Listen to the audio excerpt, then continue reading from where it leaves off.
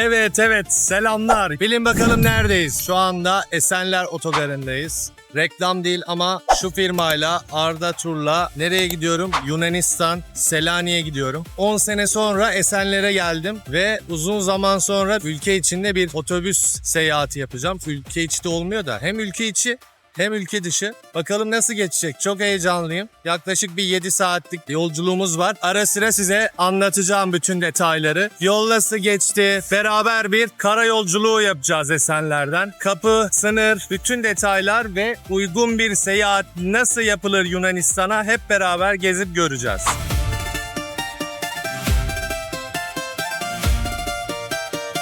Evet ve şu anda gecenin saat 2'si neredeyiz? İpsala sınırındayız. Gördüğünüz gibi hiçbir binek araç yok. 8-9 tane otobüs var. Hep beraber bekliyoruz burada. Sınırda galiba yaya geçeceğiz. Yunan tarafında da otobüs şoförü pasaportları toplayıp öyle geçeceğiz diye bir şeyler duyduk. Bakalım süreç nasıl? Onları da geçtikten sonra size anlatacağım ama görün şu anda gece saat 1 hafta sonu. O kadar sivrisinek var ki her yerim delik deşik oldu. Bakalım nasıl olacak? O kadar beklediğimiz gibi kalabalık değildi ama otobüs sırası bayağı fazla. 8-10 tane otobüs var önümüzde.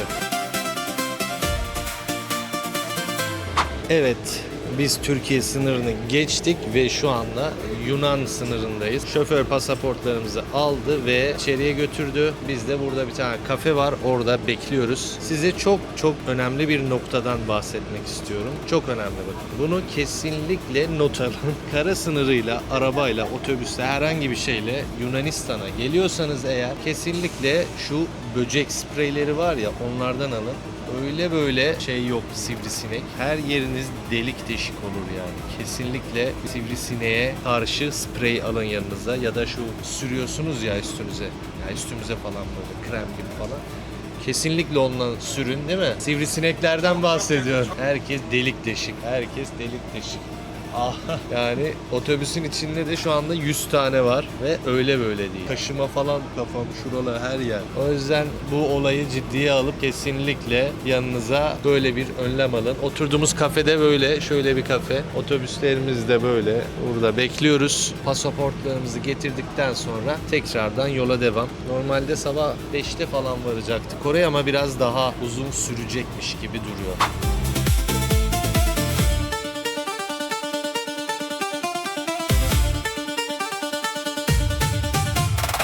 Kalimeyra arkadaşlar, Kalimeyra. Ne haber, ne yapıyorsunuz? Zorlu bir yolculuktan geçtik, geldik buraya. Bayağı bir zorlu yolculuk. Biz 6-7 saate geliriz diyorduk, tamı tamına bir 10 saat falan sürdü. Bilette yazılan saatleri ciddiye almayın çünkü kesinlikle yanlış. İşte sınırıydı, odur budur, yolda indir bindir falan 8-10 saat falan sürüyor. Biz 10 saate geldik gibi. Allah'tan yolda 5-6 tane yol arkadaşı buldum. Konuştuk, muhabbet ettik ve gayet güzel bir şekilde gezerek geldik. Şöyle şehri bir ufak size göstereyim.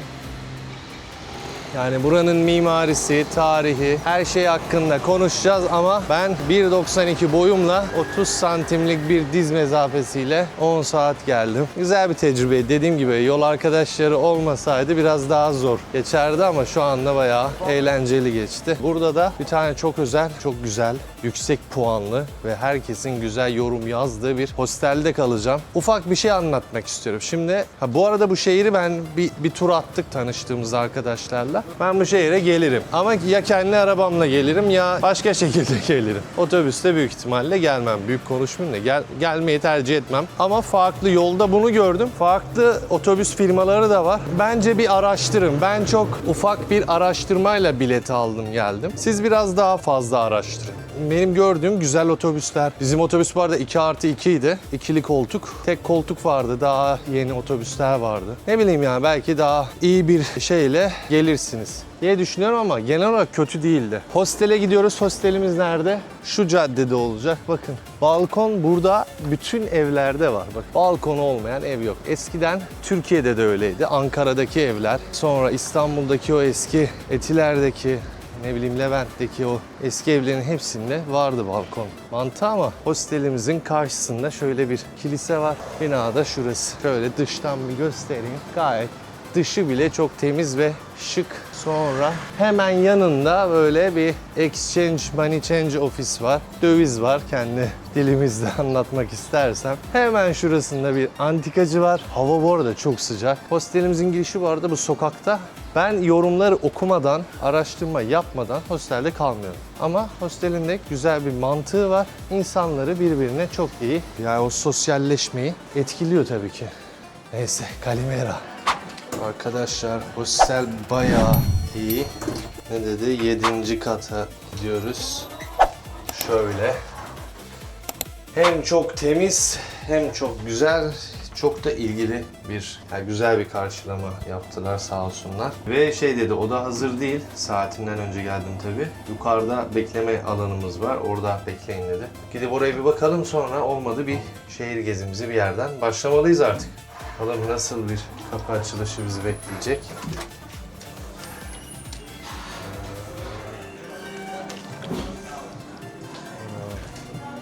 Şöyle, hello. Şöyle bir teras bizi karşıladı.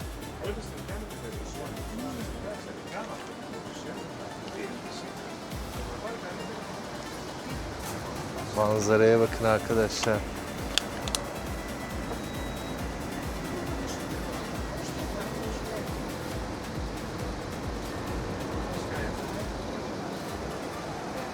Evet arkadaşlar, şimdi hostelimizin en üst katı, yani kafe ve oturma alanına geldik. Burada ortak alan, herkes burayı kullanabiliyor. Gayet de güzel ve görünen insanlar da bayağı hepsi güzel, tatlı insanlar. Neyse, biz bu sıcakta ne yapalım diye bir tane soğuk içecek söyledik. Greyfurt söyledim ben. Gayet de güzel yaptı. Neyse, Selanik Yunanistan'ın ikinci büyük şehri ve en büyük liman kenti ve gördüğünüz gibi de çok güzel bir mimariye sahip bir şehirdir. Biraz soluklanıp çıkıp şehri gezdireceğim size. 37-38 derece şu anda ve güneş tam tepeden alıyor her şey. O yüzden biraz hava serinlesin falan, akşamı da görün diye bekliyorum. Çok tarihi, bayağı dolu olan bir yer. Ben de size Google GPT'den bulduğum, oradan buradan araştırdığım, biraz da eskiden dayalı kendi tarih ve mimarlık tarihinden bildiğim şeyleri yavaş yavaş aktaracağım size. Diye buranın en ünlü gyrosusuna geldik. Şöyle bir, bakın, şöyle bayağı güzel bir şey. Ve göstereyim size nasıl. Şöyle.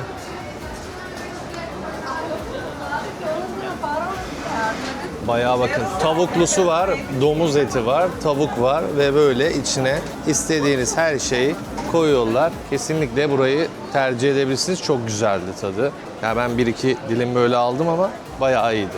Evet, tişörtümden anlamış oluyorsunuz ki güzel bir duş aldım ve bir 2 saat uyudum. İçeride birisi var ve rahatsız etmeden odayı size göstermek istiyorum. Ama temizliğe bakın yani. Hostel dediğiniz bazen gerçekten bir otelden çok daha temiz ve güzel. Şöyle ben biraz daha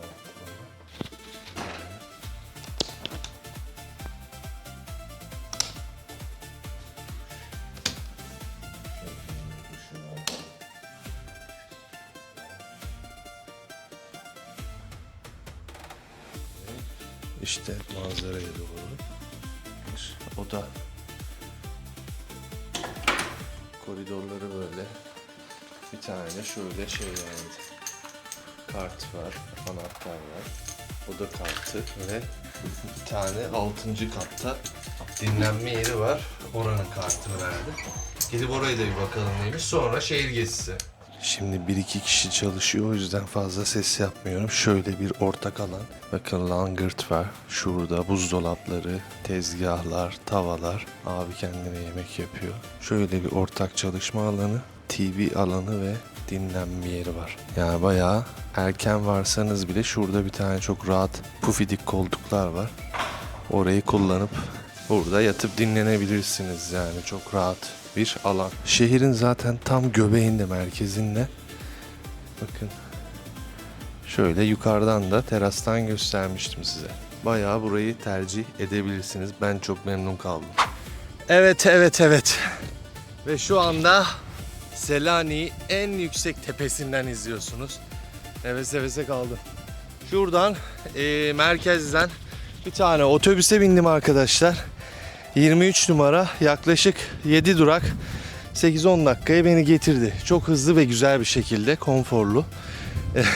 Ve bilet almak istedim. Bu arada otobüslerin içinde bilet alma makinesi var. Bozuktu, şoför alma falan dedi işte. Nefes nefeseyim hala. Neyse, şu güzelim manzaraya bakın. Geldik otobüste. Uber'e de baktım, 7 dolar falan yazıyordu. Uber de burada kullanabiliyorsunuz. Biraz şu güzelim şehri anlatalım. Geçen bir linç yedim yemek yüzünden. Gelmiş yazmış, nasıl gezgin mimarsın sen? Bütün videoların yemek, bütün videoların yemek, içmek. Abi gezgin mimarım yani. İlla oturup tarih ve mimarlık, tarihi anlatacak halim yok sonuçta benim. Gördüğümüz kadar bütün gezginler gibi ben de size anlatacağım. Daha fazlasını benden beklemeyin zaten. Yiyeceğiz, içeceğiz, gezeceğiz beraber. Şöyle kaleye doğru, surlara doğru tırmanıyorum. Evet, muhteşem kuş sesleriyle geldik. Trigonion Kulesi. Evet, Zincir Kule diye geçiyor. Bakın şöyle. Şehrin ta tepesinde gördünüz. Burada da bu arada magnetçiler, kafeler ve market var. Şöyle içine gireceğiz. Girişi var şuradan. Bakalım içerisinde neler var. Arkadaşlar şu kalenin şöyle dışarıdan, içeriden göstereyim. Şöyle geliyor. Güzel de bir mahallede. Bunu 15. yüzyılda yapmışlar. Sonra Osmanlı 1430'da şehri fethettikten sonra 1480-90 yıllarında inşa etmiş bu kuleyi şehire. Yani saldırılardan koruma için ve günümüzde Selanik'te güzel bir şehir manzarası var. Gördüğünüz şehir manzarası. Şöyle güzel tatlı tatlı kafeler var ve yukarıdan şehri çok güzel izleyebilirsiniz. Şuradan aşağı sallayıp gideceğiz. Evet, bakın şuradan daha belirgin oluyor. Bir tane kule var burada.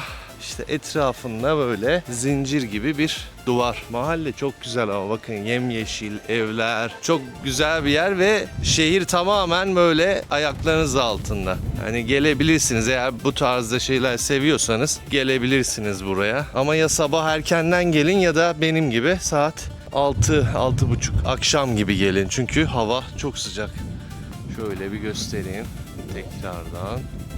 Yani arkadaşlar şu yokuşu hesaplamazsak Selanik gelen olarak böyle hani arabayla gelseniz bile arabayı bir yere park edip, zaten arabayı kullanmayın, otopark falan burada sıkıntı öyle şeyler. Arabayı bir yere park edip çok rahat bir şekilde şehri gezebilirsiniz. Bir tek şurası yokuş. Onu da otobüste ne kadar 60 cent falan bir tane bilet, 70 dakikalık gelebilirsiniz çok rahat. Ya da birkaç kişiyseniz dediğim gibi Uber 7 euro falandı. Onunla gelebilirsiniz. Şu anda böyle bir yokuşu aşağıya saldım. Mustafa Kemal Atatürk'ün evine doğru gidiyorum. Doğduğu yer 1881'de Selanik'te doğduğu eve gidiyoruz şu anda hep beraber. Oradan, şu anda kapalı bu arada. Yarın sabah erkenden gideceğim oraya. Çünkü kalabalık olmayan bir saatte güzel bir şekilde gezmek istiyorum orayı. Evet arkadaşlar, geldik. Bakın şöyle bir güzel mahallede, 3 yol gibi bir şey işte.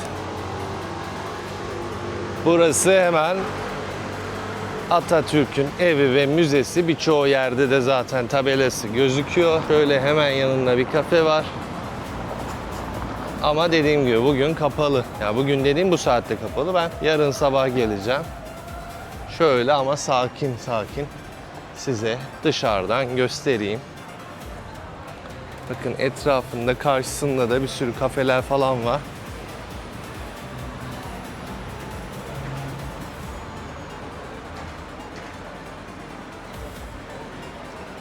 Bu şekilde yan tarafı da zaten büyükelçilik. Şöyle çok güzel bir mahalle ya. Bayağı temiz, şık, güzel bir mahalle. Şöyle uzaktan ve yandan rotundayı size göstereyim. Şöyle ana kapısından. Ya ben yukarıdan gördünüz. Yukarıdan başladım, böyle aşağıya doğru geldim. Şöyle bakın. Bunun Galleria Rotunda, Rotunda Galerisi. Roma İmparatoru Gladius tarafından yapılmış bir anıt. Bu kilise olarak kullanılmış ama sonralarda yani Osmanlı döneminde Osmanlı'nın eline geçtikten sonra camiye çevrilmiş. Öyle kullanılmış. Sonra 1912'den sonra yeniden kilise olarak yapmışlar ve benim duyduğum ve okuduğum kadarıyla bu dünyanın en eski tekli minarelerinden biri ve böyle Ayasofya gibi hem cami olarak hem kilise olarak kullanılmış. Yaklaşık 1700 yıllık bir geçmişe sahip. Selanik'teki en eski ve en önemli tarihi yapılardan biridir arkadaşlar. Sonra bana yok gezgin mimarsın, anlatmıyorsun, yemek yiyorsun demeyin, bak açlıktan ölüyorum. Bakalım bileti ne kadar? Şöyle gidiyoruz. Abla geldi de görünmek istemedi. Bileti de 10 euro. Thank you. Behind the garden, there is a media center, okay? Okay, thank you. What video about it? Okay, bye. Evet. Bileti 10 euroydu. Şöyle bir bilgilendirme şeyi verdi. Bahçesi ama var ya çok güzel. İçeriye girelim bakalım.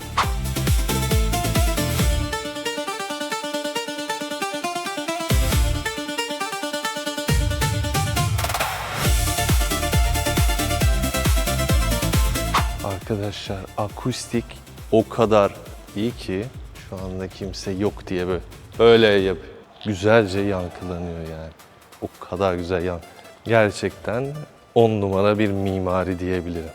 Yani birazcık böyle tonlamayla seslendiğinizde hemen yankılanıyor ses. Çok iyi. Şu kapıdan çıkalım bakalım. Burası ne tarafa çıkıyor?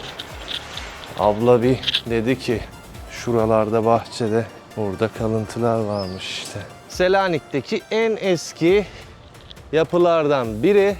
Bakın bu da belli zaten sonradan yapılmış yani bu. Ya bence öyledir yani. Çünkü bizim mimaride böyle ayrı yapmayız. Çok güzel bir şehir. Selanik küçük bir şehir ama her zaman derim, her zaman diyeceğim. Her şehrin bir enerjisi var, bir güzelliği var. Selanik öyle bir şehir. Küçük falan ama yemekleri, insanları, şehrin güzelliği. Belki de bize geçmişten kalma Atatürk'ün ve de bu toprakların verdiği bir şey ama enerjisi çok güzel bu şehir. Ben çok beğendim. Bir sonraki rotaya devam edelim bakalım neredeyiz. Şöyle yapayım mı ben de? Şehri seveceksiniz arkadaşlar, ciddiyim bakın. Her yerde böyle güzel mağazalar, çok şık, tatlı ve tarz kahveler, kafeler, restoranlar, berberler yani hepsi. Buraların gece ve akşamını gerçekten merak ediyorum.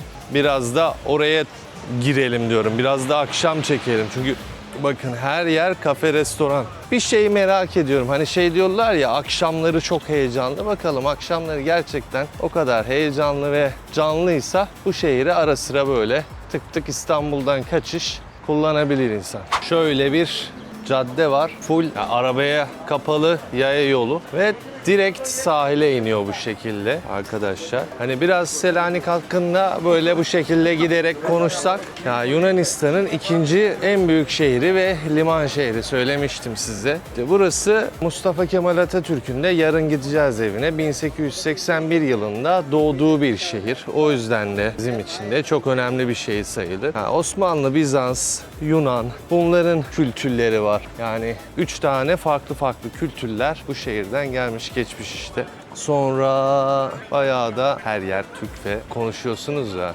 Herkes selam veriyor, bakıyor falan filan. Neyse nerede kalmıştık? Şunları da göstereyim size. Şehrin böyle sahile iniyoruz ya, orada bayağı bir yürüyüş yolu var. Orada bütün güzel mağazalar, kafe, restoranlar o ana caddede, o sahil şeridinde. 18 Ağustos 1917'de arkadaşlar burada çok bilindik bir yangın olmuş Selanik'te. Selanik yangınını birçoğunuz biliyorsunuzdur. O yıllarda yaklaşık şehrin 2/3'ü merkezden 2/3'ü yanıyor ve yaklaşık 70.000 kişi evsiz kalıyor.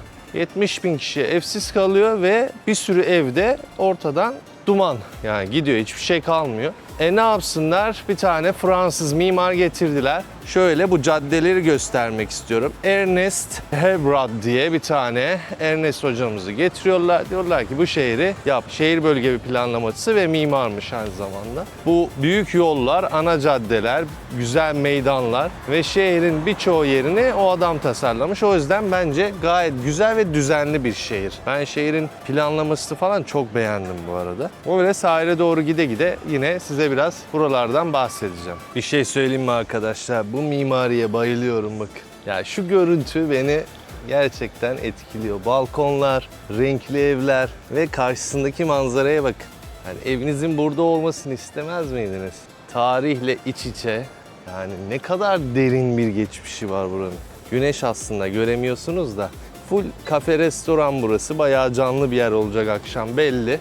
Şimdi çok tatlı kafa bir abiyle görüştük de Türktü, şey dedi. Ya gelmeden önce bir sürü vlog izledim, hepinizinki aynı falan ama çok güzel bir şekilde söyledi. Dedim ki abi gerçekten al şu kamera, işte çek bakalım ne çekeceksin. Doğru söylüyor kardeşim diyor, sen de haklısın işte. Burada da yani bazı şeyler öyle yani. Gideceğimiz yerler, bakacağımız yerler hepsi birbirine benzer ve kaç tane yer var. Önemli olan hepsine her birimiz yeni bir yer buluyoruz yani. Bence öyle. Ben buna inanıyorum. Ve illa birisi bir şeyi 5-6 kere çek diye herkes onu çekmeme şey değil ki yani. Herkes size daha samimiyse, herkesin videosu size daha çok o şehri sevdirecekse ben öyle başladım yani. Ben Mert Durmuş'la falan başladım. Japon Hamza mesela buradan izlerse ya selamlar olsun. İçeriklerinde böyle oraya gittim, buraya gittim, o müzeye gittim. Adam sadece yiyor ama ben onu yıllarca severek izledim Hamza'yı. Gerçekten de halen hayranım ve izliyorum yani. Bu aralar fazla video paylaşmıyor ama paylaştıkça izliyorum ben Hamza'yı. Japonu diyecek. Onigiri falan yok burada yani bence ki. Şimdi herkes bu şehri İzmir'e benzetiyor. Evet biraz Kordon'a benziyor. Bir tane arkadaşla tanıştık biz yolda. O da Çanakkale'li. Çanakkale'ye benzetiyor. Yani evet Türkiye'de birçoğu şehre. Burası da sonuçta bir Ege kıyısı ya. Benzeyecek tabii ya. Evet şu mahalleye bir bakın. Şu evlere bakın. Yani bunlar hepsi şehir ve bölge planlama ile ilgili bir güzellik. Bak, yangından sonra Ernest Hoca'yı getirdiler ya, Ernest Herbard'ı getirmişler. Demişler ki sen bu şehri baştan yap. Bu güzellik bakın katlar, sahile yakın katlar, üçer beşer, altı hepsinin bir süliyeti böyle koruyor yani. O şehrin güzelliği bundan kaynaklı. Daha o tepelerde falan gecekondular vardı da şu merkez zaten yanmış. Ve adam gelmiş bu merkezi baştan başa yapmış. Çok da güzel yapmışlar yani. Şehir bölge planlama olarak gerçekten güzel planlanmış. Ta bakın kaç yıl önce yapılmış bu.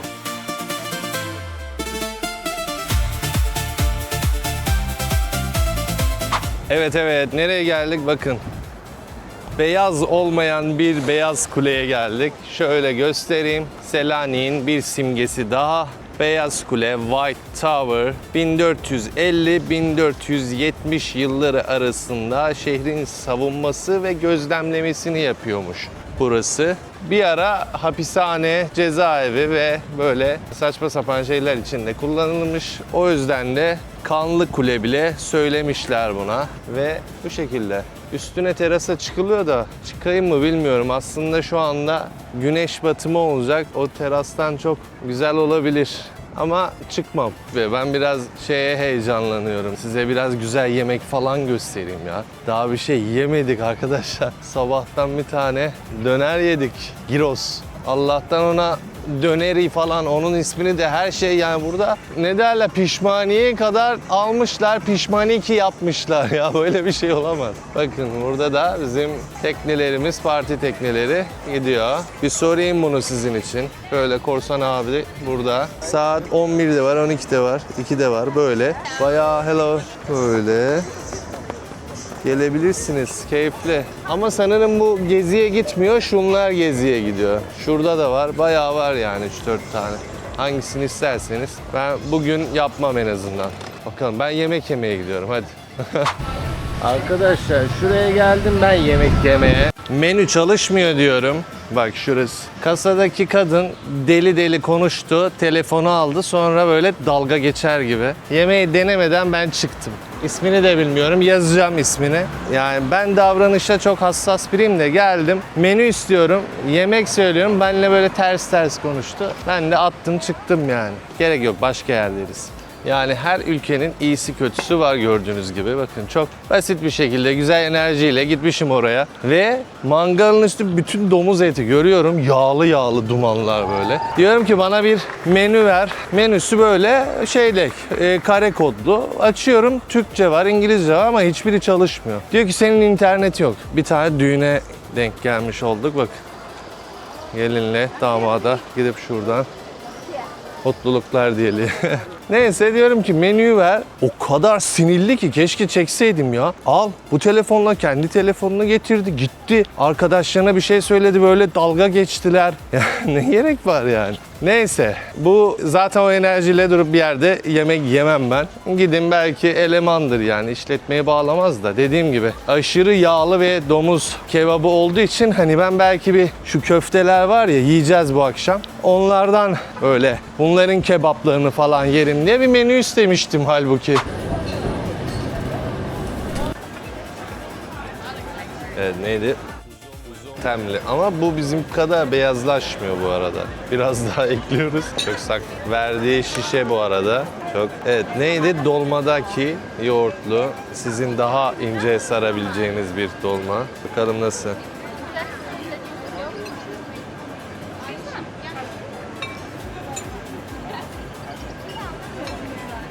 Şimdi Allah var güzel. Bu zaten Yunan salatası böyle. Bol soğanlı. Biberli, domatesli. Bir domates deneyeyim sizin için bakalım.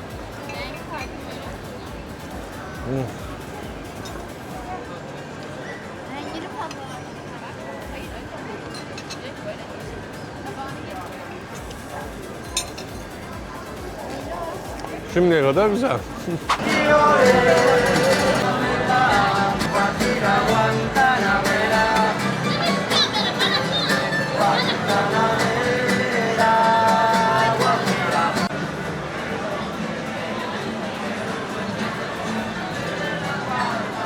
Böyle söyleyeyim size, gece saat 10'dan sonra başlıyor hayat yani. Gece hayatı 10'dan sonra başlıyor burada. Ve şu şekilde bir sürü sokak var. Hepsini gezemeyeceğim tabii ama size birkaç tanesini göstermek istedim. Çünkü gerçekten çok yorgunum.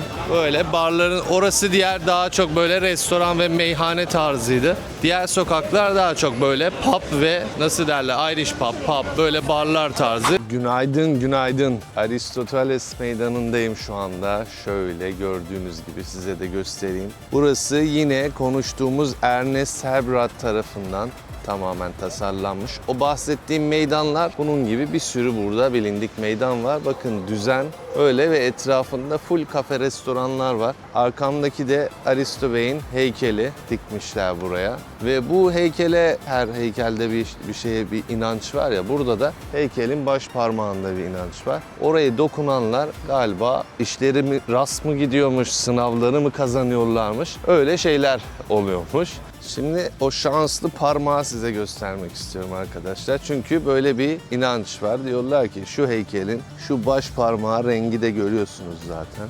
Daha farklı. Bu uğurlu bir parmak diyorlar. Milattan önce 384 ile 322 yılları arasında antik Yunan filozofudur Aristo Bey. Kendisi dünyanın en etkili düşünenlerden biriymiş bu arada o zamanlar. Kendi de bunu kabul ediyormuş. Sonra Selanik'e 70 kilometre uzaklıkta antik Stageria, bunun ismini yazdım unutmayayım diye, kentinde doğdu. Sonra Selanik'te önemli bir meydana ismini verdiler Aristo Bey'in. Baş parmağında gösterdik size. Şu da önemli bir meydandı. Burayı gezmemiz gerekiyordu. Sahil şeridindeyiz şu anda. Bir sürü kafe, restoranlar var. Ben de bir kahvaltı yapacağım burada. Yumurtasız kaldığım ikinci sabah. Sonra Atatürk'ün evine gideceğiz. Evet, şimdi geldim. Size bir içecek tanıtmak istiyorum. Bir festivalde miymiş, bir etkinlikte miymiş doğru hatırlıyorsam. Diyorlar, bir çocuk kahveci böyle falan gelmiş. Peçete uçtu. Bu arada göstereyim neredeyim. Şöyle bir yerdeyim ben. Sahilde, İzmir'e benzeyen yerde, Çanakkale'ye de benzeyen yerde. Orada oturuyorum bir tane güzel bir kafede. Bunun ismi Frappe. Sonra o genç çocuk ne yapıyor? Espressoyu böyle makineyle yanlışlıkla mı oluyor? Ne oluyor? Böyle köpürtüyor. Sonra böyle bir şey oluyor yani. Böyle sütlü değil de. Ben bu arada sütlüsünü söyledim. Frappe artık Yunanistan'ın milli içeceği. Ve bu sütlüsü de ki ben sütlü kahve sevmem. Bu sütlüsü bayağı güzel. Çünkü öyle tek kahveyi köpürtmeli bilemedim. Denedim dün bu arada. Ama bunun tadı muhteşem. Kesinlikle bu içeceği deneyin. Bu arada şu Starbucks'ta neden oradaki o frappuccino, frappo falan onlarla farklı bir şey yani. Hiç alakası yok. Thank you. Kahvaltımız da geldi. Göstereyim size. Şöyle bir yumurta söyledim. Kahvaltılık. İçinde salam, sosis falan var. Böyle bu şekilde. Bir de frappe'miz var. Bize afiyet olsun şimdilik. Buradan karnımızı doyurup gezmeye devam. Evet, şimdi Atatürk'ün evinin bahçesine girdik. Şu an taraf konsolosluk zaten. Şurası da hem müze hem bina. Böyle kapıdan giriyorsunuz. Şuradan gireceğiz içeriye. Bakalım nasılmış, bu kadar bekledik. Burayı bu arada yeni tarihte yenilemişler. Babası Ali Rıza. Evet, bu ağaç Mustafa Kemal Atatürk'ün babası Ali Rıza Efendi tarafından dikilmiştir. Bu ağacın, Atatürk'ün çocukluğu bu ağacın altında oynamıştır. Şu ağaçta nar ağacı bu arada arkadaşlar. Şöyle bir tane nar var.